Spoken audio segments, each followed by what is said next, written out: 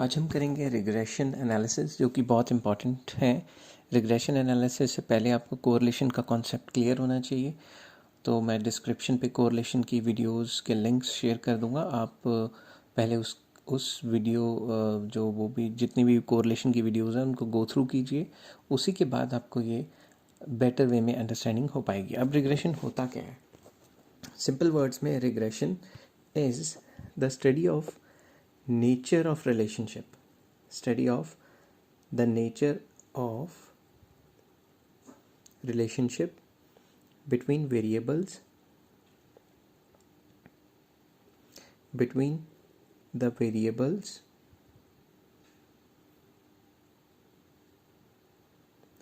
so that between the variables so that one may be able to predict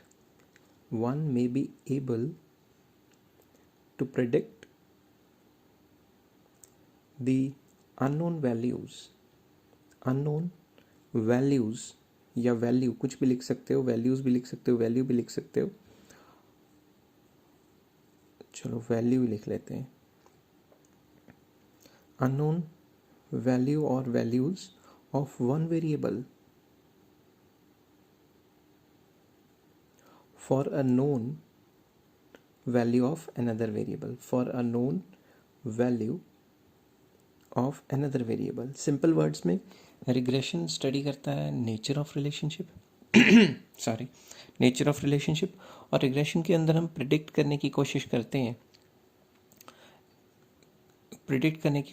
हैं कि एक जो value है उसकी अननोन जो वैल्यूज़ क्या होंगी एक वेरिएबल की, with the help of known values of another variable. तो इस चीज़ को और ज़्यादा डिटेल में डिस्कस करने के लिए will discuss the difference between correlation and regression. उससे जो पिक्चर है वो ज़्यादा क्लियर हो जाएगी कि कोरिलेशन और रिग्रेशन में डिफरेंस क्या है, दोनों किस तरीके से काम करते हैं। ये चीज़ जब आप एक बार करोगे तो आपके सामने पिक्चर और ज़्यादा क्लियर होकर आएगी। एक तरफ लिख लेते हैं कोरिलेशन, दूसरी तरफ रिग्रेशन, अंडरलाइन कर लेते हैं इनको। सो नंबर 1 इज कोरिलेशन जो है वो डिग्री ऑफ रिलेशनशिप स्टडी करता है, डिग्री ऑफ रिलेशनशिप। सो हम यहाँ लिखेंगे इट इज़ अ स्टडी या इट इज़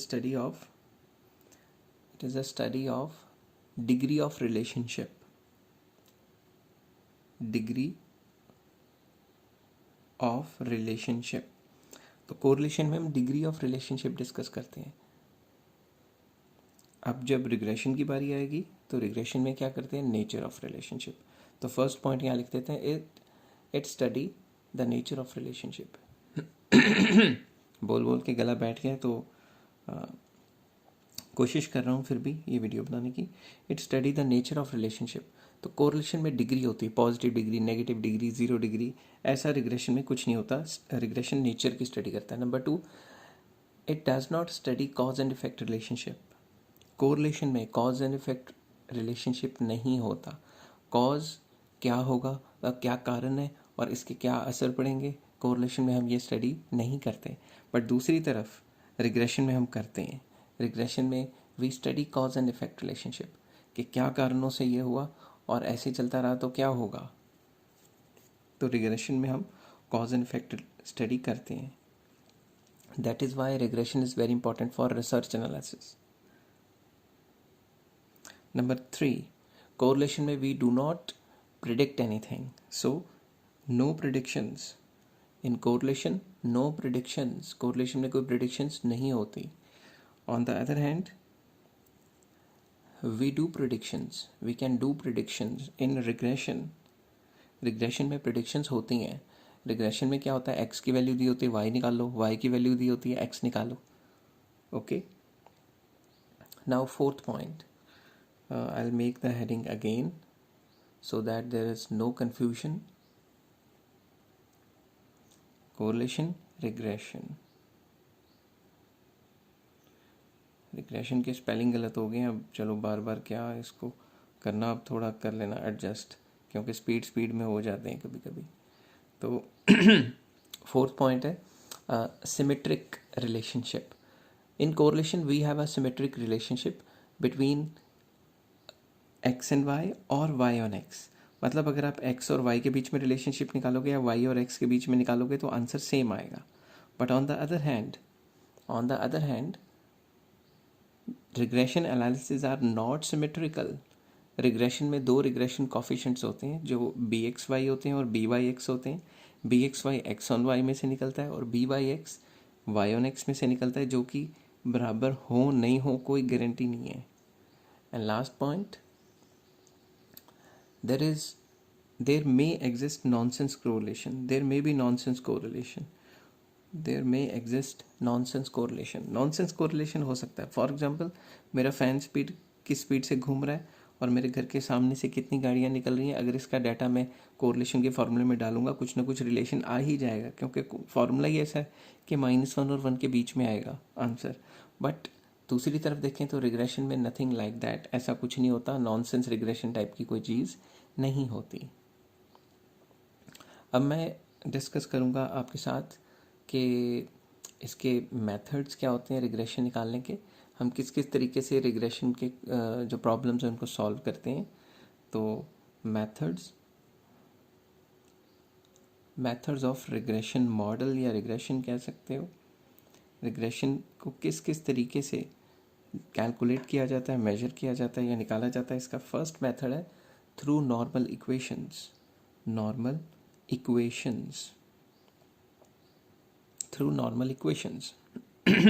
और दूसरा है through regression coefficients. Normal equation के थ्रू या रिग्रेशन कॉफिशेंट्स के थ्रू. अब नॉर्मल इक्वेशन का अपने आप में एक ही मेथड है, तो मगर रिग्रेशन कॉफिशेंट्स जो हैं उसके अपने आप में 4 मेथड हैं. तो सबसे पहले मैं इनको एन सर्कल वगैरह कर लेता हूँ. थोड़ा सजावट भी करनी चाहिए टीचर पे इम्प्रेशन डालने के लिए, तो अट्रैक्टिव लगना चाहिए.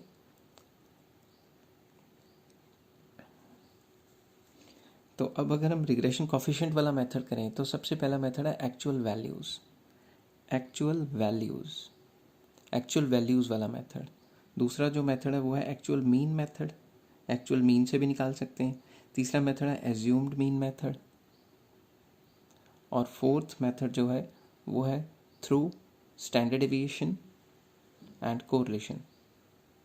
Through standard deviation of X, standard deviation of Y and correlation. इसके थ्रू भी रिग्रेशन कॉफिशिएंट्स निकल जाते हैं. अब मैं इनको क्लाउड सा बना के थोड़ा देखने में अच्छा कर देता हूँ ताकि लॉन्ग लास्टिंग इम्पैक्ट रहे अपने दिमाग में कि कौन कौन से मेथड्स होते हैं.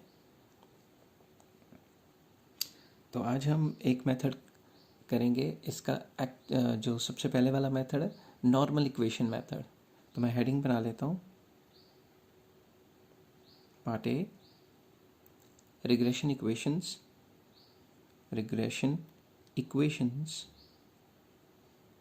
Through normal equations. Regression equations through normal equations कि नॉर्मल इक्वेशंस के थ्रू कैसे करना है. अब इसमें में से आपको कौन सा मेथड लगाना है, कि कैसे मेथड लगाना है, वो जब मैं रिग्रेशन का लास्ट पार्ट करवा रहा हूँगा तो आपको क्लियर कर दूंगा कि कौन सा मेथड लगाना है. पेपर के लिए कौन सा मेथड करने की ज़रूरत है, कौन सा मेथड करने की ज़रूरत नहीं है, किससे आपका चलेगा. मगर एक बार मुझे सारे के सारे मेथड्स करवाने दो, क्योंकि सारों की अपनी अपनी इंपॉर्टेंस है. किस सिचुएशन में कौन सा मेथड लगेगा वो बताऊंगा आपको. तो पहले हेडिंग बना लेते हैं X on Y, Y on X. तो सबसे पहले x is equals to a plus B Y. First equation X on Y की वेरी इंपॉर्टेंट. तो दूसरी equation sigma X is equals to N A plus B sigma Y. Third equation sigma x Y is equals to A sigma Y plus B sigma Y square. ये 3 equations हैं जो कि आपको याद करनी है. फिर y on x, similarly y on x में क्या है, y is equals to A plus B X. और दूसरी sigma y is equals to N A plus B sigma X. And third is sigma x Y, it is equals to A sigma X plus B sigma X square. तो similarly X on Y याद कर लो. y on x में क्या है, x की जगह y लिख लिया, y की जगह x लिख लिया. तो ये इक्वेशन एक बार 2-4 बार आप लिखोगे तो आपके जहन में एकदम बस जाएगी, क्योंकि सेम टू सेम इक्वेशन भी टाइम सीरीज में भी लग जाती है.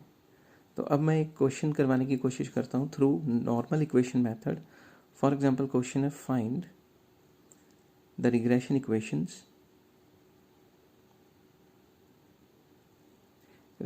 Equations and coefficient of correlation and also the correlation between x and y या correlation coefficient, ये one and the same thing. तो मैं एक क्वेश्चन लिख लेता हूँ randomly. x है 1 2 3 4 5 and the values of y are 2 5 3 8 7. Suppose x और y आपके सामने ये है और हमें कहा है कि नॉर्मल इक्वेशन से रिग्रेशन इक्वेशंस निकाल के दिखाइए. तो सबसे पहले हम क्या करेंगे, सिग्मा x का टोटल 15, सिग्मा y का टोटल 25. नेक्स्ट करेंगे x स्क्वायर आ गया, मतलब 1 इंटू 1 1 2 टू द 4, ऐसे ऐसे करके जितने भी x है उनका स्क्वायर निकाल लिया. इसका टोटल कर लीजिए, ये आ जाएगा 55. सिमिलरली y स्क्वायर कीजिए. y स्क्वायर में 2 टू ज़ा 4 5 5 ज़ा 25, ऐसे ऐसे करके सारे जितने भी y's दिए हैं उनका स्क्वायर निकाला. Sigma y square that will be equal to 151. Next is x into Y, मतलब x है 1 और y है 2, तो 1 इंटू 2 2 2 इंटू 5 10. वैसे ही similarly 9 32 35. Total will be sigma x Y of is 88. तो ये सारी वैल्यूज़ जो हमने निकाल ली हैं, ये अब हमने फार्मूलाज में पुट करनी है. कैसे पुट करनी है, किस तरीके से होगा, ये मैं आपको बताने जा रहा हूँ और आप ध्यान से समझ लेना इसको, ठीक है. ये सारी वैल्यूज़ हम फॉर्मूले में पुट करेंगे. Use in the formula. अब हम नेक्स्ट पेज पे चलते हैं और इनको यूज़ करने की कोशिश करते हैं. तो सबसे पहले मैं हेडिंग बनाऊंगा x ऑन y. तो सबसे पहले फार्मूला लिखूंगा ताकि गलती होने के चांसेस कम रहें. बच्चे सीधा करना शुरू कर देते हैं स्टूडेंट्स, फिर गलती हो जाती है. तो फिर से वही फार्मूला लिखूंगा कि x is equal to a plus B Y sorry sigma x is equal to N A plus B sigma y, sigma x Y is equal to A sigma y plus B sigma y square. Same formula जो x on y का मैंने पीछे लिखा था वही मैं इधर repeat कर दूंगा. अब मैंने क्या करना है, ये जो लास्ट की दो इक्वेशंस हैं इसमें वैल्यूज़ पुट कर देनी है. अगर मैं इसमें वैल्यूज़ पुट करता हूँ तो इन से मैं a और b की वैल्यू निकाल लूँगा. सॉरी, गला मेरा बोल बोल के बैठ गया, सुबह की क्लासेस में ले रहा हूँ. तो इनमें हम क्या करेंगे, हम वैल्यूज़ पुट कर देंगे. वैल्यूज़ पुट करने का बहुत आसान तरीका. तो हम इसमें वैल्यूज़ पुट करेंगे a और b की. मतलब सबसे पहले तो इन दो इक्वेशंस में हम वैल्यूज़ डालेंगे और वैल्यूज़ डाल के हम a और b को निकालने की कोशिश करेंगे. तो फर्स्ट ऑफ ऑल मैं करता हूँ, ये जो पीछे से जो वैल्यूज़ निकाली थी सिग्मा x की, वो सारी वैल्यूज़ देख लेता हूँ और ये सारी वैल्यूज़ पुट कर देता हूँ. अब देखो सिग्मा x कितना है, सिग्मा x हमने निकाला था 15 is equal to n number of items 5 थे, a की जगह a plus b sigma y कितना था 25, तो 25b आ गया. इसको इक्वेशन 1 ले लिया. वैसे सिग्मा एक्स वाई आ गया 88, a की जगह a, सिग्मा y की जगह 25 प्लस सिग्मा y स्क्वायर की जगह 151, b की जगह b. तो ये दो इक्वेशंस बन गई. इन दोनों इक्वेशंस को सॉल्व करने का तरीका है, एक a और b में से छोटे नंबर हैं a के, तो a के नंबरों को आपस में मल्टीप्लाई कर दो. जैसे फर्स्ट इक्वेशन में a के आगे 5, तो उसको नीचे वाली इक्वेशन से मल्टीप्लाई कर दो, और जो नीचे वाली इक्वेशन में 25 उसको ऊपर से मल्टीप्लाई कर दो. तो नेक्स्ट पेज पे चलते हैं और इनको मल्टीप्लाई करके लिखते हैं कि क्या आएगा. पहले मैं दोबारा से वही इक्वेशंस लिख लेता हूँ ताकि कन्फ्यूजन ना हो. ये इक्वेशन 1 बनाई थी हमने, और 88 is equals to 25a plus 151b, ये इक्वेशन बनाई थी 2. तो इसको ऊपर वाली इक्वेशन को जो है 25 से मल्टीप्लाई किया, नीचे वाली को 5 से. ऊपर वाली को सिर्फ 5 से मल्टीप्लाई करके निकाल सकते थे, बट मेरा ये कंसर्न है कि बच्चों को ये सिस्टम समझाऊं कि अगर कॉमन फैक्टर नहीं आता तो फिर कैसे निकालना है. तो 25 को 15 से मल्टीप्लाई किया, पूरी इक्वेशन को मल्टीप्लाई किया फर्स्ट को, और नीचे वाली इक्वेशन को 5 से मल्टीप्लाई किया, तो हमारे आगे ये रिजल्ट्स आ गए. और अब हम दो इक्वेशन को सॉल्व करते हैं, तो नीचे वाली इक्वेशन के साइन चेंज कर लेते हैं. तो नीचे आ गया माइनस करके -65, और दूसरी साइड आ गया -130. ठीक है, तो ये कट गए, और ये क्या बन गया, b की वैल्यू 65 डिवाइडेड बाय 130, ये b की वैल्यू बन गई. तो अगर हम इसको सॉल्व करें तो b की वैल्यू आ गई 0.5. अब क्या करेंगे, ये जो 0.5 वैल्यू आई है इसको पुट कर देंगे कहाँ, इक्वेशंस में. आप पहली इक्वेशन या दूसरी इक्वेशन दोनों में पुट कर सकते हो. हम फर्स्ट इक्वेशन में पुट कर देते हैं. Put b is equals to 0.5 in equation 1, we get 15 is equals to 5a, ये थी इक्वेशन, प्लस 25 इंटू बी था, तो b की जगह मैं डाल देता हूँ 0.5। अब नेक्स्ट स्टेप में 25 इंटू 0.5 को मल्टीप्लाई कर देते हैं, ये आ गया 12.5। अब 12.5 को दूसरी साइड ले जाते हैं, वो माइनस हो जाएगा। तो अब हम क्या करते हैं, अब इसको माइनस करेंगे तो ये आ जाएगा 2.5, it is equals to 5a। अब 5 को इधर जाके डिवाइड कर देंगे नीचे 2.5 के, तो ये आ जाएगा 0.5। तो a और b की वैल्यू 0.5 आ रही है। अब मैं लिखता हूँ रिग्रेशन इक्वेशन कौन सी थी, x is equals to a plus B y, ये रिग्रेशन इक्वेशन थी हमारे आगे। तो x is equal to a की जगह 0.5 डाला और b की वैल्यू भी 0.5 थी और y की जगह y, तो ये हमारी बन गई है रिग्रेशन इक्वेशन। इसको मैं लिख देता हूँ कि ये है हमारी regression equation of x on y की रिग्रेशन इक्वेशन। इसी तरीके से हम जो है regression equation of y on x भी निकालेंगे, y ऑन x। इसकी हेडिंग बना देता हूँ, फिर से फॉर्मूला लिखता हूँ क्योंकि बहुत ज़रूरी है। y is equals to a plus B x, sigma y is equals to N A plus B sigma x, and sigma x Y is equals to a sigma x plus b sigma x square. अभी जो last की दो equations हैं इनमें values put करनी है हमने, ये वाली। हाँ, तो सबसे पहले मैं लिखूंगा sigma y is 25, it is equals to n f 5a plus sigma x की वैल्यू थी 15, b की जगह b, ये इक्वेशन होगी 1 तो पहले ले चुके हैं। और sigma x y 88 is equals to, फिर आ गया 15a plus sigma X square है 55b, ये इक्वेशन होगी 4। अब इसको सॉल्व करने के लिए ऊपर वाली को 15 से मल्टीप्लाई कर देते हैं, नीचे वाली को 5 से। तो रिजल्ट्स क्या निकलेंगे, ऊपर वाली इक्वेशन को 15 से मल्टीप्लाई करते हैं तो 15 into 25 that is 375, 15 into 5 75 a plus 15 into 15 225 b। दूसरी इक्वेशन को 5 से मल्टीप्लाई करते हैं तो ये रिजल्ट्स आ जाते हैं आपके आगे। तो नीचे हम क्या करेंगे, minus minus minus, science opposite कर लेते हैं। तो बेसिकली यहाँ पे साइन यहाँ पे आगे आपका -65, इट इज़ इक्वल्स टू ये 75 तो कट के, तो दूसरी साइड आ गया 50 माइनस में b, तो ये कैंसिल हो गया। तो आपके आगे आ गया b की वैल्यू 65 डिवाइडेड बाय 50, जो कि आती है 1.3। अब हम इस 1.3 को हम ऊपर वाली ये जो थर्ड और फोर्थ इक्वेशन जो हमने साइड पे की हैं इनमें पुट कर सकते हैं। Put b is equals to 1.3 in equation 3, we get 25 it is equals to 5a plus 15b, b की जगह डाल देंगे 1.3। अब इसको सॉल्व करते हैं, 1.3 से मल्टीप्लाई करते हैं तो ये आ जाएगा 19.5। अब 19.5 को उधर दूसरी साइड लेफ्ट हैंड साइड ले जाएंगे तो माइनस में आ जाएगा, ये हो गया 5a। अब इसको सॉल्व करें, a इज इक्वल्स टू ये 5.5 आ जाता सॉल्व करके। 25 माइनस 19.5 इज 5.5, तो इसको 5.5 डिवाइडेड बाय 5 करते हैं तो ये आंसर आ जाता है 1.1। तो a की वैल्यू आ गई हमारे आगे 1.1। आई होप आपको ये समझ आ रहा होगा सारा का सारा। नेक्स्ट आ जाता है y की equation, y is equals to a plus B x, y is equals to a plus B x, y की जगह y, a की जगह a की वैल्यू जो कि 1.1 थी, b की जगह b की वैल्यू जो 1.3 थी x। तो ये जो आपकी इक्वेशन बनी है ये y ऑन x है। तो मैं लिख लेता हूँ साइड पे कि this is regression equation of y on x, ये y ऑन x की रिग्रेशन इक्वेशन है। अब जैसा कि हमारा दूसरा क्वेश्चन था कि कोफिशिएंट ऑफ कोरिलेशन करना है, तो कोफिशिएंट ऑफ कोरिलेशन का क्या फार्मूला था, कोफिशिएंट मैं हेडिंग बना लेता हूँ, कोफिशिएंट ऑफ कोरिलेशन। इसको correlation between x and y भी कह सकते हैं या कोरिलेशन एक्स वाई भी कह सकते हैं। तो इसका फार्मूला जो हमारा था वो था correlation is equals to under root b x y into b Y x.